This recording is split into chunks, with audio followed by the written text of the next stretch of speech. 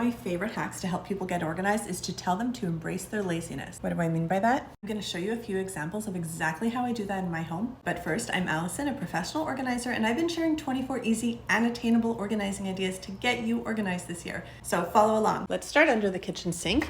I have this little bucket that's like a mini laundry hamper, so dirty washcloths, dish towels, all of that stuff can just go right in there. I know my family isn't going to the laundry room every time there's a dirty washcloth, so I'm embracing the laziness and I'm putting a system in place right where they need it. Next up is the stair basket, and I know a lot of people have heard of stair baskets before. If you haven't, this is what it is. You can get in like this wicker, you can get in fabric, and it just sits right on the stairs. The idea is that things that are downstairs that need to go upstairs are going to go into this basket, and every time someone walks up, they're going to grab something and put it back where it's supposed to be.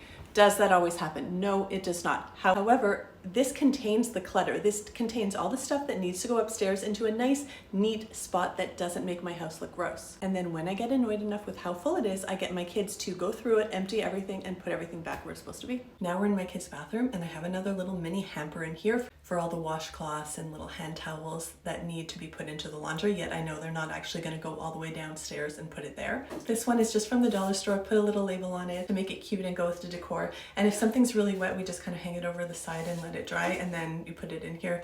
That way it doesn't get all moldy and mildewy and gross. Now we're on my upstairs landing, and like all the kids' bedrooms are around here. So I keep a little basket here. This is recycling, and then a little trash bin here. That way there's no excuse. If you have something that needs to go into the recycling, the garbage, you have space here. I hope this helped inspire you to maybe find some ways you can embrace the laziness in your home. So let me know in the comments if you do something similar, and follow along to keep getting organized with me.